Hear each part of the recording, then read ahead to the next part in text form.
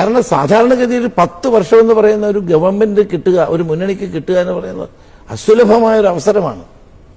ഞാൻ പ്രതീക്ഷിച്ചു ബഹുമാനപ്പെട്ട മുഖ്യമന്ത്രി പിണറായി വിജയൻ വലിയ വലിയ കാര്യങ്ങൾ ചെയ്യുമെന്ന്, ഈ കേരളത്തെ മാറ്റിമറിക്കുമെന്ന്, ചരിത്രത്തിൽ അദ്ദേഹത്തിന്റെ പാദമുദ്രകൾ പതിപ്പിക്കാൻ കഴിയത്തക്ക നിലയിലുള്ള പദ്ധതികൾ ആവിഷ്കരിക്കുമെന്ന്. ഐ എം സോറി, ഒന്നും ചെയ്യാൻ കഴിയാത്ത ഒരു ഗവൺമെന്റായി ഇത് മാറി. വയനാട്ടിലേക്കൊരു തുരങ്കപാത, കിലോമീറ്ററുകൾ നീളുന്ന മലയോര പാതകൾ, കാസർഗോഡ് മുതൽ തിരുവനന്തപുരം വരെ 6 വരിപ്പാത, എല്ലാ നഗരങ്ങളിലും ബൈപ്പാസുകൾ, സ്മാർട്ട് റോഡുകൾ, ജലപാതകൾ, മെട്രോയും വാട്ടർ മെട്രോയും, തെക്കേ അറ്റത്ത് തലയുയർത്തി നിൽക്കുന്ന ഒരു തുറമുഖം.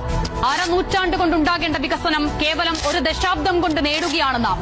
കേരളം മാറുകയാണ്.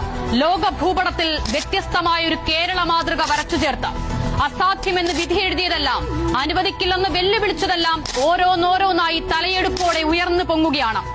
എത്ര ദുരിതപർവങ്ങളാണ് ഈ 10 വർഷക്കാലം കൊണ്ട് നാം നീന്തിക്കയറിയത്. മുന്നോട്ടു പോക്ക് തന്നെ അസ്തമിച്ചുവെന്ന് തോന്നിയിടത്ത് ഇനി എന്തെന്ന് പകച്ചുനിന്ന ജനതയോട് നമ്മൾ ഒരുമിച്ചങ്ങിറങ്ങുകയല്ലേ എന്ന് ചോദിച്ചൊരു ഭരണാധികാരി, ലോകത്തിന് മുന്നേ കേരളം എന്ന് ചിന്തിക്കുന്ന ഒരു ക്രാന്തദർശി ാണ് പിണറായി വിജയൻ എന്ന മുഖ്യമന്ത്രിയുടെ ഇച്ഛാശക്തി. അതെ, പ്രതിസന്ധി ഘട്ടങ്ങളിൽ നാം പിണറായി വിജയനാകണം. ലോകോത്തര നിലവാരത്തിലുള്ള റോഡുകളോ ആശുപത്രികളോ വിദ്യാലയങ്ങളോ തുറമുഖങ്ങളോ തുരങ്കപാതയോ ഒന്നും അവസാനത്തേതല്ല. ഇതൊരു തുടർച്ചയാണ്. പൊരുതി നേടിയ മുന്നേറ്റങ്ങളുടെ തുടർച്ച, മികച്ച അടിസ്ഥാന സൗകര്യമെന്ന അവകാശത്തിന്റെ തുടർച്ച, മികച്ച ജീവിത നിലവാരത്തിന്റെ തുടർച്ച, ആധിയുള്ള മനുഷ്യന്റെ മുൻപിൽ തലകുമ്പിട്ടവനെ കേൾക്കുന്ന ജനകീയതയുടെ തുടർച്ച. ഇനിയും മുന്നേറാനുണ്ട് ഒരുപാട് കാതങ്ങൾ. ഓരോന്നായി നേടുകയാണ് നാം. ഈ നാടിനെ നയിക്കുന്ന തളരാത്ത കരുത്തിന്റെ കൈപിടിച്ച്.